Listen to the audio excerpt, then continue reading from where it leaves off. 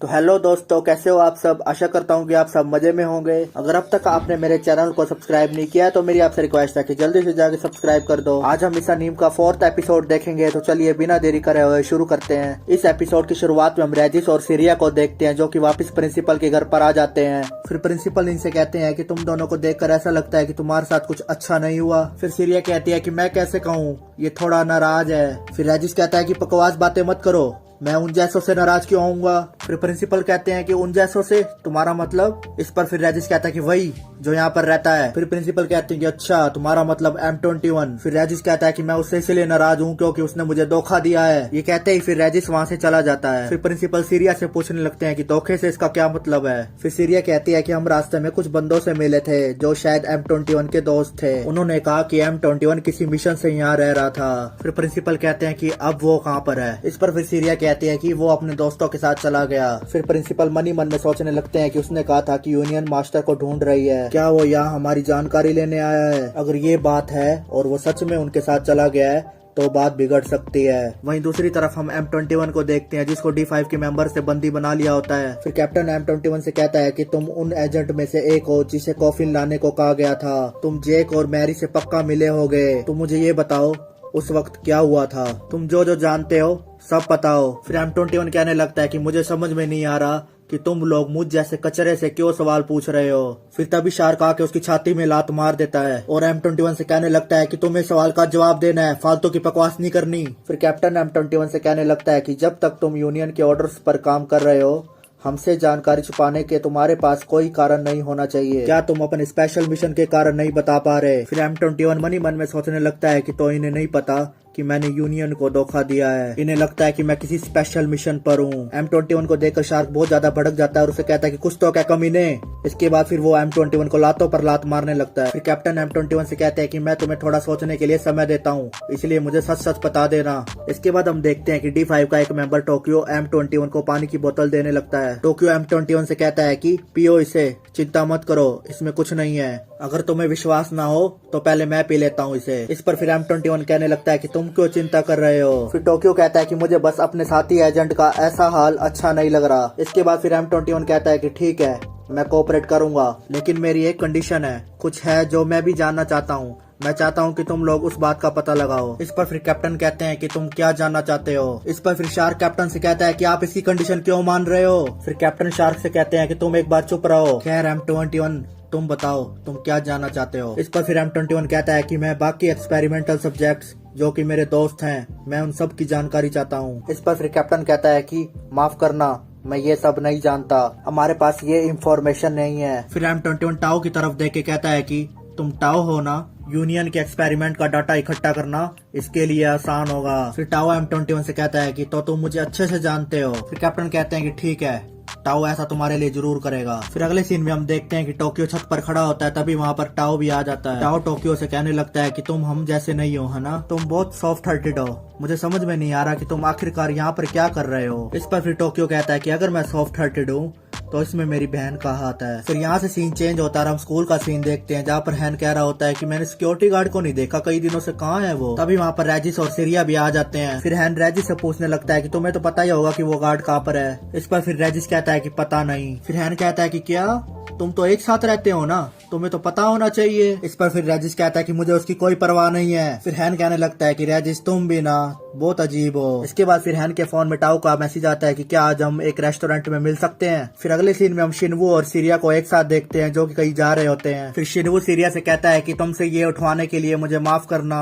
इस पर फिर सीरिया कहती है कि कोई बात नहीं। फिर रास्ते में शिनवू की नजर एक आदमी पर पड़ती है जिसको कुछ बदमाश बुली कर रहे होते हैं। हम देखते हैं कि वो आदमी और कोई नहीं बल्कि D5 का मेंबर टोक्यो होता है। फिर शिनवू सीरिया से कहता है कि सीरिया तुम यहीं पे रुको, मैं भी आया। इसके बाद हम देखते हैं कि शिनवू वहाँ पर जाके उन बदमाश लोगों की पिटाई कर देता है। फिर शिनवू टोक्यो से पूछता है कि क्या तुम ठीक हो। इस पर फिर टोक्यो कहता है कि हाँ, मदद करने के लिए शुक्रिया। इस पर फिर शिनवू कहता है कि रहने दो यार, ये इतनी बड़ी बात नहीं है। फिर सीरिया को देखकर टोक्यो पूछने लगता है कि क्या तुम लोग एक दूसरे को डेट कर रहे हो क्या। इस पर फिर सीरिया कहती है कि नहीं। फिर टोक्यो कहने लगता है कि तुम दोनों लवली कपल हो। इसे सुनकर फिर हमारा शिनवू जोर जोर से हंसने लगता है। वही दूसरी तरफ हम हैन को देखते हैं जो कि टाओ के साथ एक रेस्टोरेंट में होता है। हैन टाओ से कहता है कि मुझे लगा नहीं था कि तुम्हारे लेवल का कोई मुझे यहाँ पर मिलेगा। इस पर फिर टाओ कहता है कि है ना, मैंने बहुत से लोगों के साथ काम किया है, लेकिन मैंने भी तुम्हारे जैसा कोई नहीं देखा। मुझे महसूस हुआ कि तुम भी बिल्कुल मेरी तरह हो, इसलिए मुझे तुमसे मिलना था। टाओ कहता है कि मुझे लगा कि तुम मेरे अंदर के खालीपन को समझ पाओगे। इसे सुनकर फिर हैन कहता है कि खालीपन? इस पर फिर टाओ कहता है कि एक एहसास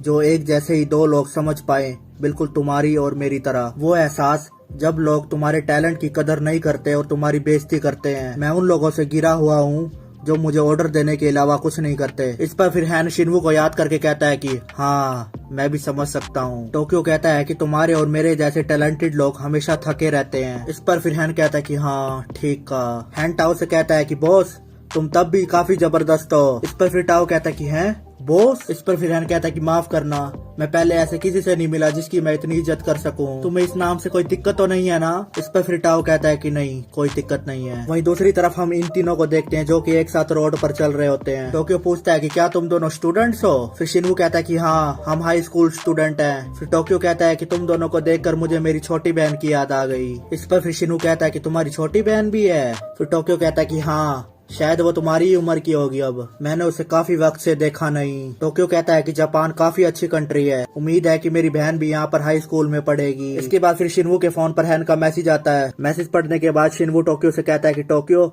अब मुझे जाना होगा, मेरा दोस्त मुझे बुला रहा है। इसके बाद हम देखते हैं कि शिनवू और सिरिया टोक्यो को बाय कर वहाँ से चले जाते हैं। फिर अगले सीन में हम टोक्यो और टाओ को देखते हैं। फिर टाओ टोक्यो से कहता है कि एक बार के लिए सही मुझे उसे ढूंढने देना चाहते हो, मेरा मतलब तुम्हारी बहन। इस पर फिर टोक्यो कहता है कि तुम कहना क्या चाहते हो? फिर टाओ कहता है कि मतलब मैं कोशिश तो कर ही सकता हूँ ना, भले ही मैं उसे पक्का ढूंढने के बारे में नहीं कह सकता। फिर टोक्यो टाओ से कहता है कि क्या तुम मुझसे सौदा करना चाहते हो? इस पर फिर टाओ कहता है कि नहीं यार, ऐसा नहीं है, मैंने बस सोचा कि ट्राई करने में क्या जाता है। टोक्यो को देखकर टाओ कहता है कि यार अब मुझे ऐसे मत देखो। टाओ कहता है कि तुम्हें यहाँ रखने के लिए यूनियन ने तुम्हारी बहन को पकड़ रखा है ना, क्या ये टेंशन लेने वाली बात नहीं है? इस पर फिर टोक्यो कहता है कि नहीं, मेरी बहन ही मेरा सब कुछ है। फिर अगले सीन में हम देखते हैं कि शार्क और हैमर M21 पर बहुत ज्यादा टॉर्चर कर रहे होते हैं। इसके बाद फिर टोक्यो और टाओ भी वहाँ पर आ जाते हैं। टोक्यो शार्क से कहने लगता है कि रुको, ज्यादा टॉर्चर मत करो उसको। फिर शार्क टोक्यो से कहता है कि तुम बिल्कुल सॉफ्ट हार्टेड हो, मुझे ये बिल्कुल भी पसंद नहीं है। मैं जानता हूँ कि तुमने कई बार औरतों और बच्चों को जिंदा छोड़ा है, जबकि तुम्हारा मिशन उन्हें मारने का था। मैंने उन सभी को मार दिया जिनको तुमने जिंदा छोड़ा था, और मैं इसके साथ भी यही करूंगा। शार्क टोक्यो से कहता है कि लगता है कि ऑर्गेनाइजेशन ने तुम्हारी बहन को पहले ही मार दिया है ना?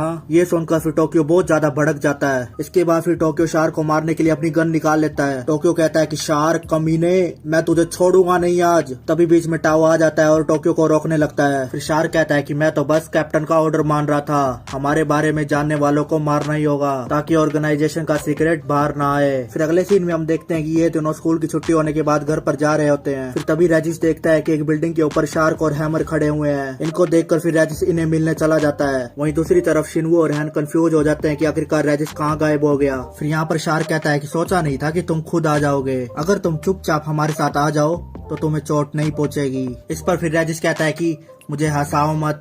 इसे सुनकर फिर शार्क भड़क जाता है और अपना चाकू उसकी तरफ फेंक देता है, लेकिन रेजिस बड़ी आसानी से उस चाकू को अपने हाथ से पकड़ लेता है। ये देखकर फिर शार्क कहता है कि मुझे लगा ही था कि तुम एक आम इंसान नहीं हो। इस पर फिर रेजिस कहता है कि तुम जैसे कमजोर लोग मेरा क्या कर लोगे। ये सुनकर फिर शार्क बहुत ज्यादा भड़क जाता है और रेजिस को मारने के लिए आगे बढ़ने लगता है, लेकिन शार्क रेजिस के आगे बिल्कुल भी नहीं टिक पाता। इसके बाद फिर हैमर शार्क को एक कैप्सूल दे देता है, जिसे खाकर शार्क बहुत ज्यादा ताकतवर हो जाता है। इतना पावरफुल होने के बाद शार्क रेजिस को मारने के लिए आगे बढ़ने लगता है। शार्क को देखकर फिर रेजिस अपनी पावर का इस्तेमाल करने लगता है, लेकिन उस पर कुछ इफेक्ट नहीं पड़ता। शार्क रेजिस से कहता है कि तुम्हारी पावर अब और काम नहीं करेगी, हार मान लो अब, वरना तुम मारे जाओगे। इसके बाद हम देखते हैं कि रेजिस शार्क पर पीछे से अटैक कर देता है। रेजिस शार्क को पीछे से बहुत ज्यादा जोर से मुक्का मार देता है। इस पर फिर शार्क कहता है कि क्या ये सपना है, ये कमीना स्पीड और पावर दोनों में मुझसे आगे है। तभी हम देखते हैं कि हैमर शिनवू और हैन को किडनैप करके वहाँ पर ले आता है। हैमर रेजिस से कहता है कि अगर तुम नहीं चाहते कि तुम्हारे दोस्तों को चोट आए तो जैसा हम कह रहे हैं वैसा करो। इसे देखकर फिर रेजिस बहुत ज्यादा नर्वस हो जाता है। फिर अगले सीन में हम देखते हैं कि शार्क इन तीनों को वहीं पर ले आता है जहाँ पर M21 किडनैप है। शार्क अपने मेंबर्स के लोगों से कहता है कि देखो